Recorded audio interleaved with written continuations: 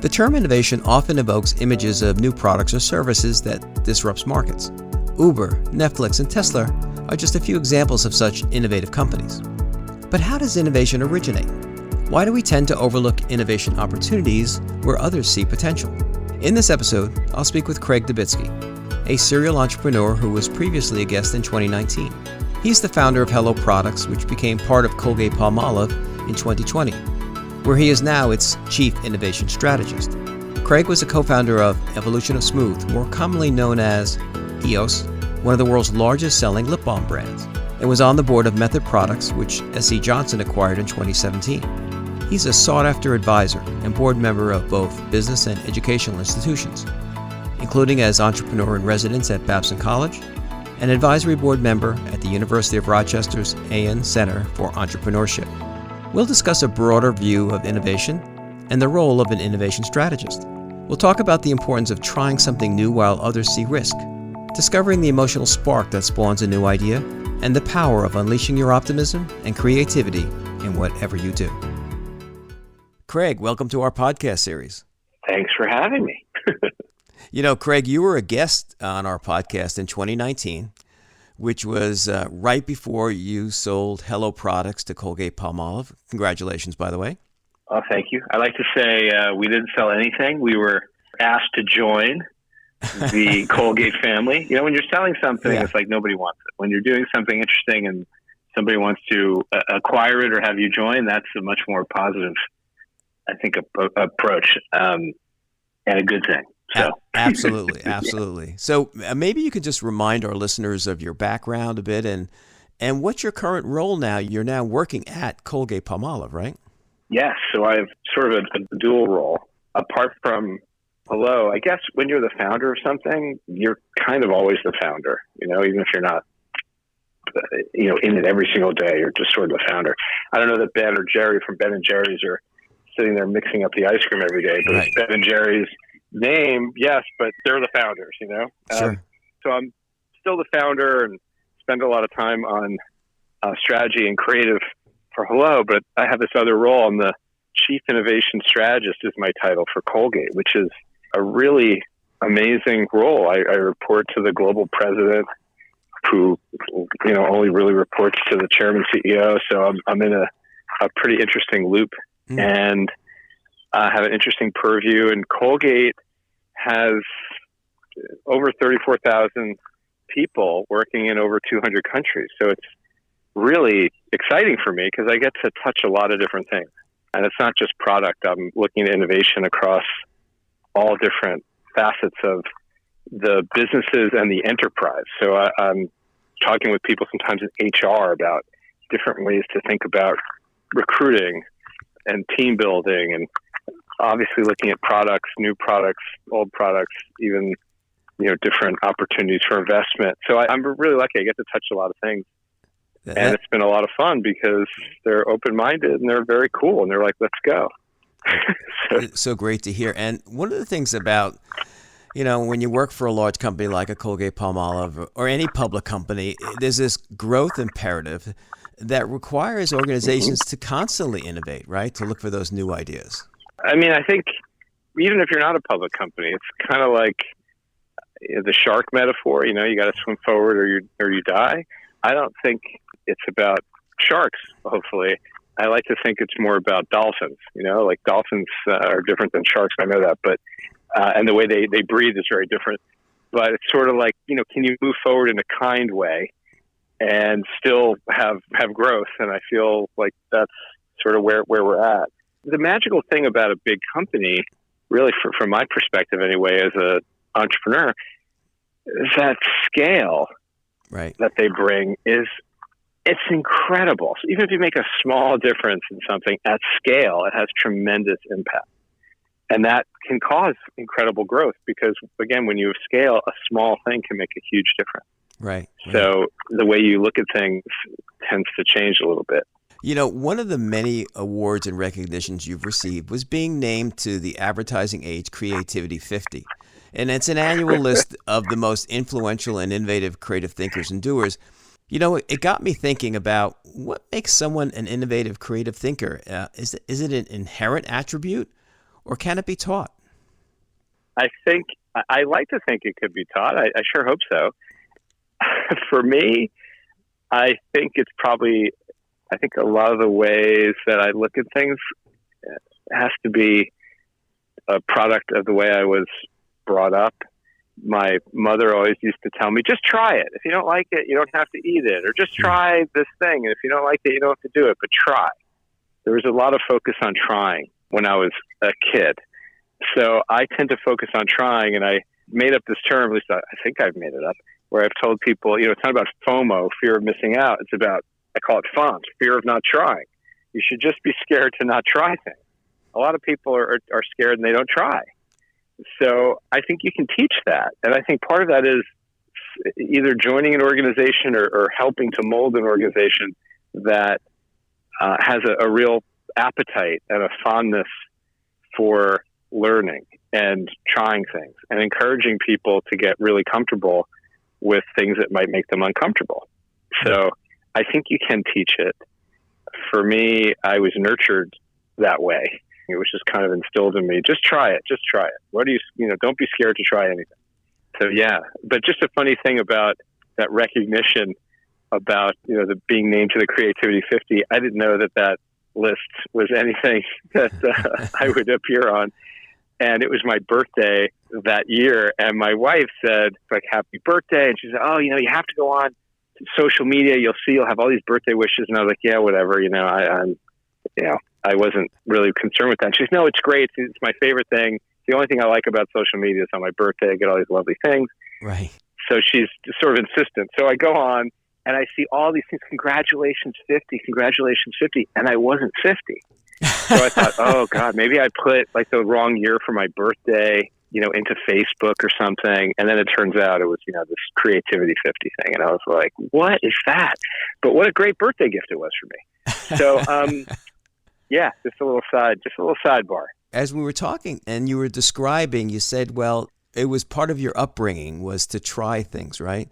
And so when I reflect on that, it kind of leads me to believe, all right, so yeah, you were taught. It wasn't a formal lesson, but rather it was a way of thinking. Absolutely. Just try. And it's funny because, I'm now 56 and married for quite some time and I have 2 children. And I would basically always say to my kids, especially when they were trying new things, there's no losing, just learning. That's it.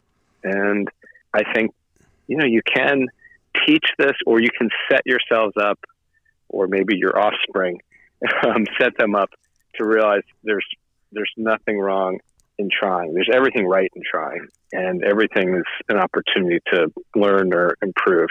And I got to say, as an entrepreneur, everyone would tell me things that were sort of antithetical to that thinking. The world doesn't need another dish soap, and right. There's dish soap already. And I was involved very early in method products. And then people said, the world doesn't need chapstick. It doesn't need another chapstick. There's chapstick.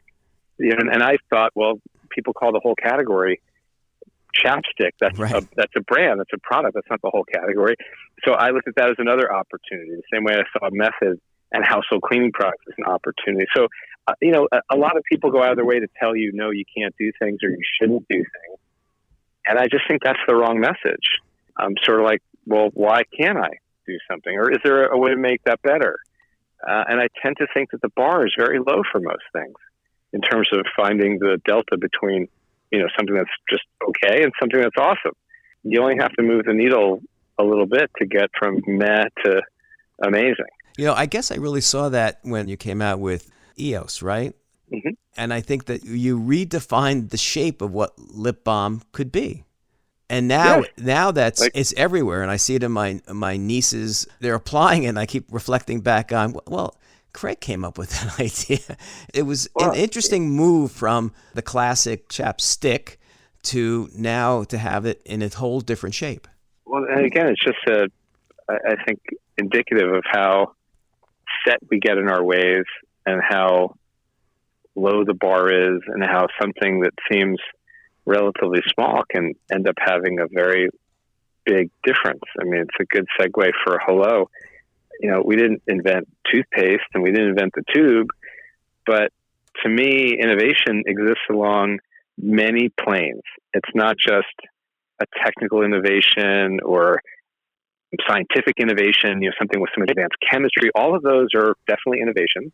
But I think there's a whole other plane, which is emotional innovation and cultural innovation. Right.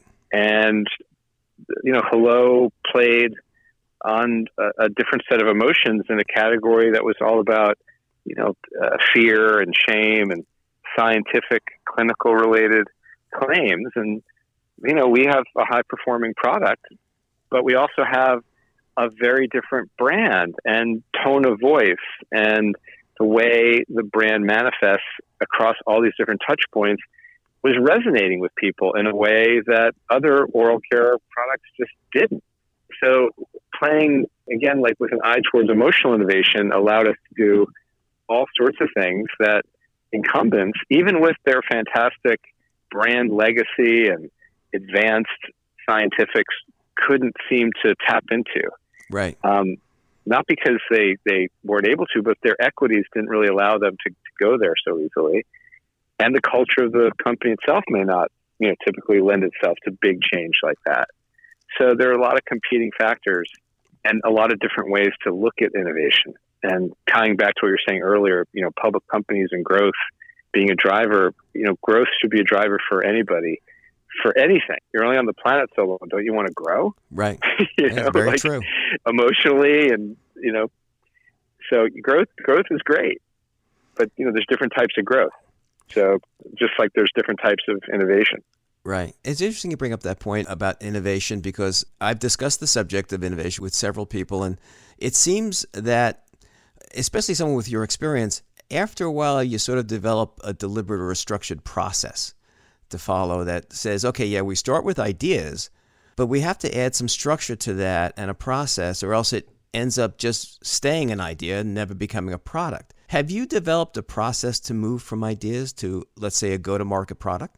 I wish I could tell you that I have a concrete process. It's not formulaic, and I'm laughing as I say this because it might be anathema for me to share it like this, but you're open or you're not. So I'm unapologetically open. No, I do not have a formal process. Something has to hit me. Something has to stir something in me, and it has to bug me, or get me really excited about an opportunity that is unmet or unmatched or unappreciated by a large group of people that are making product, but knowing that there's an unmet need that a large group of users of that particular product, have open as an opportunity. So yeah, there's no process. It's like something's got to piss me off, or I have to see something that shakes me to my core and makes me go, God, that's crap. Why did we live with that for so long? How can we make that better? Right. And then I just focus intently on how to make it better. And like whatever better is, better could mean more natural, better could mean more affordable, better could mean more widely available.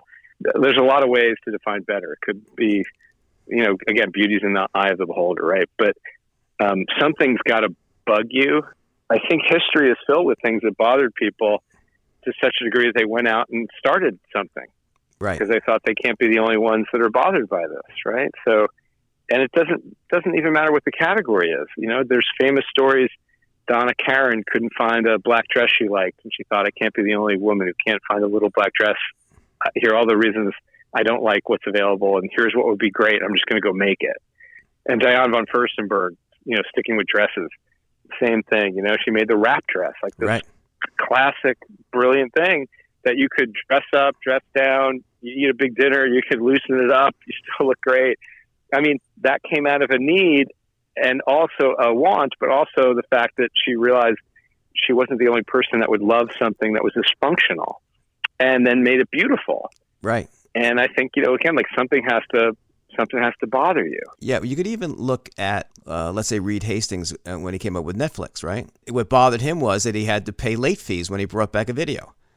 And that was the trigger, and thought how terrible this is that he has to admit to his wife that I forget the number, but it was a big number that he paid in late fees. And he was very disturbed by that. And that gnawed at him, and figured, I can't be the only one that has had this problem. Exactly. Yeah. Exactly. And we're more alike than we are different, even though I think we're taught to think, And by the way, I'm not negating the uniqueness of every individual out there, right? We are unique in a lot of, magical ways. Sure. But we also share so much in common. If you just keep your eyes open and Right. look for something that bothers you or something that you love that isn't out there in a broad way that you think you could, bring to a product you currently work on, or a brand you work on, or a company you're at now, or a thing you want to start. Find the thing that gets you excited and that bothers you, and focus. I know you said you don't have a process, a structure, but what I'm hearing are elements of a process. It starts with something that gnaws at you, it bothers you, it almost makes you angry that there's something exists out there that could be better. Then you start to define, what do you mean by better? And then you sort of take that idea and then begin to develop something behind what could be something new. So, I guess there's some steps. So there you go. So that is the process.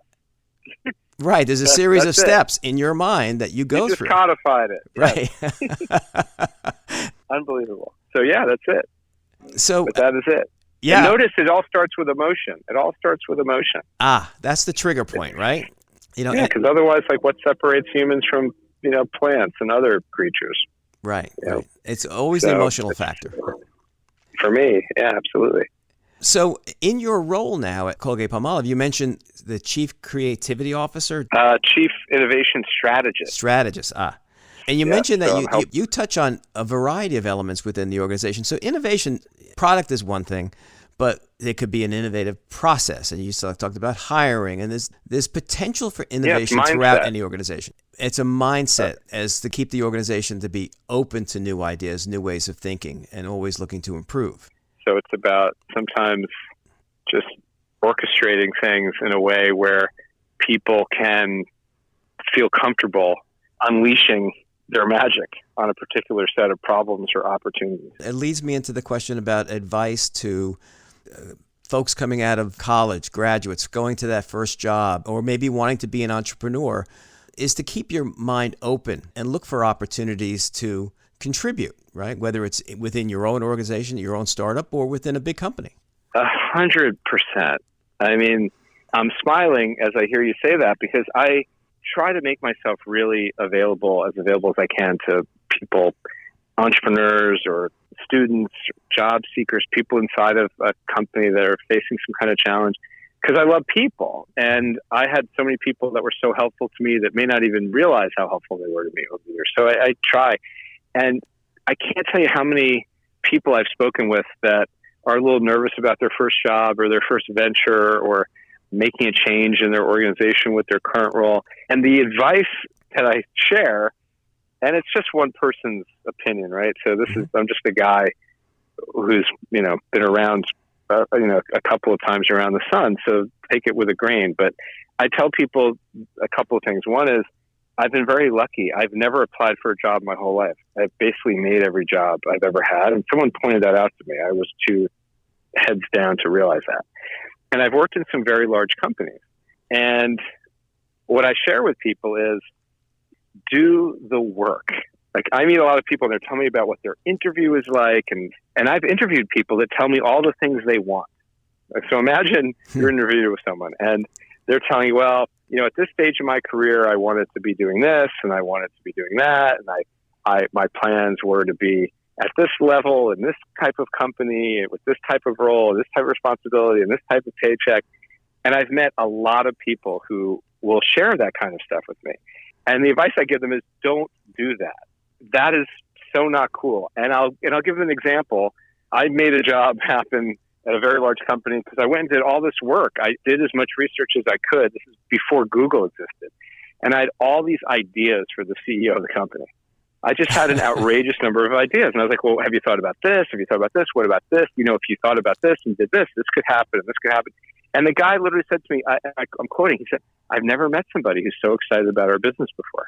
And even if the ideas, I show some people, I'm like, let's say you came to me and you're like, oh, I love Hello, I want to work in a startup. I want to work in a startup that's part of a larger organization. I want all the stability that comes with that and the opportunity. And maybe I can live overseas because I'm really interested in, foreign markets. And I really want to get X number of weeks of vacation versus somebody who comes in and goes, I haven't stopped thinking about your brand. I have these 10 ideas for you. I sketched a bunch of stuff. Please don't make fun of my sketches. I'm not an artist, but I wanted to try to bring these concepts to life. And I've literally had this happen. So imagine the person that's like, I want this, I want that. Right. I'm interested in this, versus someone who goes, my favorite product is your Hello anti-plaque and whitening fluoride-free toothpaste. Oh my God, here's what I love about it. And I love this and this and this and this. Versus someone who's like, have you used the product? No, I haven't used your product. And do you have any ideas for us? No, I can tell you all the things I want for my career, but no. And literally, if the person that comes in with 10 ideas, if we've had those 10 ideas, they would have not shared their 10 matching ideas. They didn't see those ideas come to life yet. So that's not a bad thing. If nothing else, I think, okay, we're thinking along the same lines. We haven't created those 10 ideas yet or launched them. Maybe this is the person that could help us launch one or two or all 10 of them. Right. Wouldn't that be great? Versus the person that's like, I want this, I want that. So what I tell people is, do the work, blow somebody's mind, like blow the person you're meeting with away in a good way by showing them how much you love their brand and their product, their offer, like what they do, and that you have ideas to help make it better. Otherwise, it's like, you're just looking for a job. Why do you want someone on your team who's looking to, like check boxes when you have the opportunity to have somebody who's already thought about your brand, your product, your offering, your business, and is enthusiastic about it? Right. So that's what I would say. And remember, there's no losing, just learning, right? So even if it doesn't work, you're going to learn a lot, and you'll be that much more valuable to the next folks you work with, whether that's a startup or an established business. Oh, such great advice, telling people to bring your creativity forward and make sure that you're enthusiastic, and don't be with the person that asks, when will I get my first raise? Passion. Right. Oh my God, I'm not making this up. I mean, literally, I had to tell the team at one point, please don't have me meet with someone who hasn't already used our product. We would have people, and I'd down, and I'd say, so like which one of our products do you like? And they'd say, oh, I haven't used the product. And I'd be like, why am I here? Right. Like, you have teeth, and you're coming here looking for an opportunity and to join us. I don't want people that want a job. I want people that want to join us. There's a difference. And when you get people that don't even use your product, I'm like, why are you here? Like, you have teeth, and our product is a few dollars, and it's available everywhere. And I have a friend who told me a story years ago that she was at, I guess I can name names, but I haven't spoken to this person in years, and she may not be there, but maybe I'll be nice and I won't mention names. But she was at a large company that maybe was in the overnight delivery business, let's just say. Okay. And she was telling me that she was running venture, and she's like, yeah, I get, like 100 business plans sent to me a day, but I only read, like a handful of them. And I said, oh, because you're so busy and they're so well written that you're absorbed in the material. She's like, no, I throw out this huge percentage of them. And I was like, wow, that's not nice. Like, you mean just because you're so busy, you can't keep up? Like, everybody wants, overnight delivery services? And she's like, no, they send me, I'm at brand X, and they're using brand Y to overnight me their stuff. Like, why would I ever look at that? I just throw that out. And I never forgot that. Like, I heard that 20 years ago, and I was like, oh my God. Like, you're sending, like I said, it's like walking into an interview of Coke holding a Pepsi, or going to purchase New York to Pepsi holding a Coke. Like, you just don't do that. But there are people who are not that thoughtful or scrupulous or sensitive, and they, the world is a curious and fascinating place. Show up with your passion and your enthusiasm, and do some work ahead of time with the idea that you're going to blow somebody away with how much enthusiasm you have and how much work you've already put into why you're in the room in the first place, and what you could bring to make the business, the brand, the opportunity better. It's great advice. That's Good the stuff. key. Good stuff. So, last question for you, Craig. What one word describes who you are? Oh, I'm an optimist. Oh, so it hasn't changed. In 2019, that was the word that you used. Same. I'm an optimist. I'm very much an optimist. None of that's changed. I know there's been a pandemic. I know there's new scary things on the horizon in terms of contagious things. I'm still an optimist, and I think I'm an optimist justifiably so. Not just because it feels good to think positively, but because there's still so much opportunity out there. And when you realize all the things that sound trite are actually not trite, they're just true, and we're sick of hearing them over and over, right, you realize yes, time is short. And yes, today is called the present because it's a gift. All these like little hallmarky sounding things, they're not trite. They are true. So I'm optimistic because I'm excited, of what could be. And if you're not excited about what could be or your ability to play a part in making the future, that sounds too sad to me. Like, I don't want to be part of that. I want to be part of excitement and energy and driving things forward because I think we can. And the only thing getting in the way is ourselves. So why do you want to be in the way? Like, let's clear the way. Let's go do some amazing shit together. Oh, that's so well put. Yeah, I'm an optimist. That's great. And look, Craig, I got to say, I really appreciate you again being on our podcast. And I know our listeners are going to get a lot out of it. Thank you so much. Oh, no, my pleasure. Thank you for having me back. Maybe, listen, I hope to be back in another few years and you ask me the same question and I better have the same answer. Yeah. I didn't even realize that's what I said last time, but it's true. Wonderful. Thanks so much, Craig. All right. Thanks for having me. As Craig points out, innovation exists in many forms and should be viewed more broadly. There's not just technical, scientific, or product innovation. There are whole other dimensions, including emotional and cultural innovation. In his role as Chief Innovation Strategist, he goes beyond products and marketing and looks for new ways to improve how the business operates. As he said, at the global scale of Colgate-Palmolive, even small changes can have a big impact. Craig described how his mother pushed him to try new things. There's nothing wrong with trying, there's everything right. It's how we learn. It led him to the acronym FONT, fear of not trying. Although he has not defined a formal innovation process, his stories include its elements, starting with keeping your eye open and looking for something that produces a visceral response that gnaws at you, such that you become passionate about changing it or developing something better. Whether you're an entrepreneur or job seeker, show up with passion and enthusiasm. Do some work ahead of time with the idea that you're going to blow somebody away. Share your excitement and articulate what you bring to the business, the brand, or whatever the opportunity to make it better. Finally, the one word that describes Craig is optimistic. Play a part in making the future with excitement and energy and drive things forward. As he said, the only thing getting in the way is ourselves. Thanks to Craig for sharing his insights and valuable lessons.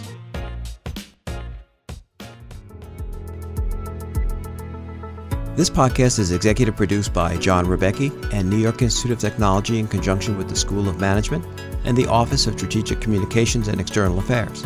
The interim dean of the School of Management and producer of this podcast is Deborah Cohn. Our marketing and social media strategist is Petra Shantaraga, and our audio editor and mixer is Brian Falk from Abacus Entertainment. Until next time.